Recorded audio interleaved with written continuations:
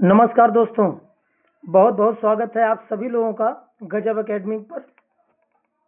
जैसा कि UP police constable 2026 की परीक्षा 8 जुलाई, 9 जुलाई, 10 जुलाई को है, तो उसी के परिप्रेक्ष्य में बहुत ही इम्पोर्टेंट जानकारी लेकर आपके पास आए हैं कि क्या टाइम मैनेजमेंट रहेगा और किस हिसाब से आप जो है परीक्षा हॉल में बैठेंगे और पेपर को सॉल्व करेंगे। क्योंकि जितनी मेहनत करनी थी वो तो आप कर चुके हो। अब समय है अपनी मेहनत को किस तरीके से एडजस्ट करना। अगर आपने सही टाइम मैनेजमेंट नहीं किया, सही तरीके से प्रश्नों को नहीं हल किया, तो एक बार फिर निराशा आपके हाथ लगेगी। तो अगर चैनल पर नए हैं तो चैनल को एक बार सब्सक्राइब कर लें और वीडियो को लाइक कर दें। चलिए हम लोग चलते हैं, देखते हैं क्या रणनीति, मास्टर रणनीति क्या है, जिसके बारे में हम लोग जानेंगे आज। और बहुत अच्छी तरीके से, जिस तरीके से आपको ये बताया जाएगा उसको पूरी तरीके से आप फॉलो करिए नियम को, और देखिए आपको सफलता 100% इस बार आप वर्दी पहन कर आएंगे। चलिए, जैसे सबसे पहला काम आपको ये करना है कि कोई भी नया प्रश्न नहीं पढ़ना या हल करना इस समय। जैसे पेपर का नेचर आपको बता दें, जैसे पेपर की जो टाइमिंग है वो 120 मिनट मिलेंगे आपको। जो क्वेश्चंस की संख्या होगी 150 होगी, और इसमें नो निगेटिव मार्किंग नहीं है। इसमें एक भी निगेटिव मार्किंग नहीं है, और एक प्रश्न 2 नंबर का है। ये चीज आपको अच्छे तरीके से पता होगी। अब आते हैं अपनी मास्टर रणनीति पर। क्या है मास्टर रणनीति? कि अभी तक आपने जो भी पढ़ा, जैसा पढ़ा, अच्छा पढ़ा, लेकिन अब आप कोई भी नया प्रश्न या कोई भी नया क्वेश्चन ना ही आप हल करेंगे, ना ही याद करेंगे, ना ही लिखेंगे। आपको करना क्या है? केवल और रिवीजन करना है, वो भी अपने शॉर्ट नोट से, जो भी आपने बनाए होंगे। किसी भी नए क्वेश्चन की तरफ आपको बिल्कुल नहीं जाना है। इसके बाद अब हम लोग इसके बाद हम लोग अपनी रणनीति नंबर 1 पे आते हैं। जो मास्टर रणनीति है, सबसे पहले आसान प्रश्न करेंगे, कठिन प्रश्नों में समय बर्बाद नहीं करेंगे। आप सबसे पहले वो प्रश्न हल करेंगे जो प्रश्न आप देखते ही टिक कर देते हो। सबसे पहले उन प्रश्नों को करना है, और उन प्रश्नों में आपको विषय चुनने हैं कौन से। यानी पेपर शुरू होते ही सबसे पहले आप सामान्य हिंदी, सामान्य ज्ञान यानी आसान प्रश्न हल करेंगे। आप जो है आसान प्रश्नों को हल करेंगे। आसान प्रश्नों को हल करने से ये होता है कि एक तो कम समय लगेगा और आपका कॉन्फिडेंस लेवल बढ़ेगा। कि आपको फील होगा कि हमने इतने प्रश्न कर लिए, हमको इतने प्रश्न आ गए। और याद ये रखना है कि हिंदी, जीके, जीएस या करंट जो भी क्वेश्चन है, इनको 30 मिनट में आपको करना है। कर ले जाएंगे, क्योंकि 30 मिनट में वो क्वेश्चन आपको करने हैं जो क्वेश्चन आपको आ रहे हैं, उनमें आप टिक लगाएंगे। और जो प्रश्न आपको नहीं आ रहे हैं, जो प्रश्न आपको नहीं आ रहे हैं उनमें गोला लगा दो, बाद में देखते हैं। लेकिन जो प्रश्न आपको आ रहे हैं उनमें फटाफट फटाफट आप टिक लगाते चले जाओगे। उसके बाद अब यहीं पर ये समझ लेते हैं कि जैसे हिंदी, जीके, जीएस, करंट, इतने क्वेश्चन आप लोगों ने कर लिए। इतने क्वेश्चन, 1 मिनट, हाँ, जो प्रश्न आ रहे हैं उनको पहले टिक करना, बाकी में क्या कर देना है बेटा? गोला कर देना है। इनको बाद में देखा जाएगा। अब ये जो Hindi, GK, GS, current affair, इनको आपने कर लिया, तो इतना करने के बाद आपको ओएमआर में गोला भी भरना होगा। तो आप इतने क्वेश्चनों का इसमें टिक करने के बाद आप गोला भर दीजिए। आप गोला जब भरेंगे तो ये आपके दिमाग में होना चाहिए। 1 मिनट। जैसे पहला क्वेश्चन है, इसका A B C D ये ऑप्शन है।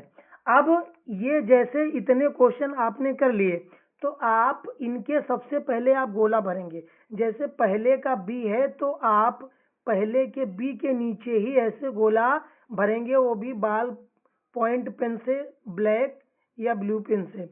और ये ध्यान रखेंगे कि अगर पहले का बी है तो गोला भी बी में ही लगाएं।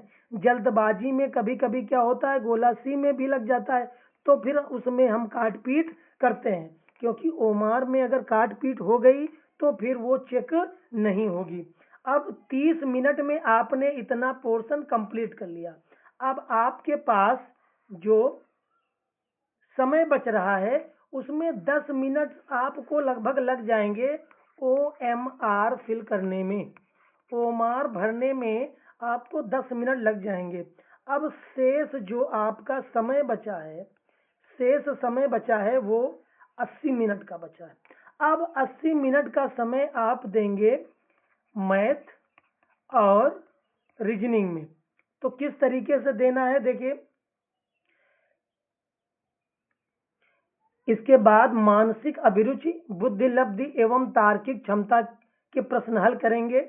और यानी इसके बाद आप रीजनिंग के क्वेश्चन हल करेंगे, और रीजनिंग में वो क्वेश्चन हल करेंगे जो आपको देखते ही जल्दी समझ में आ रहे हैं और फटाफट आप टिक करते जा रहे हैं। जो क्वेश्चन नहीं आ रहे हैं उनमें आप गोला लगा देंगे। उसके बाद अब हम चलेंगे गणित के क्वेश्चन में। जब हम मैथ के क्वेश्चन में आएंगे तो इसमें भी वही करेंगे। सबसे पहले वो क्वेश्चन करेंगे जो हमको आ रहे हैं।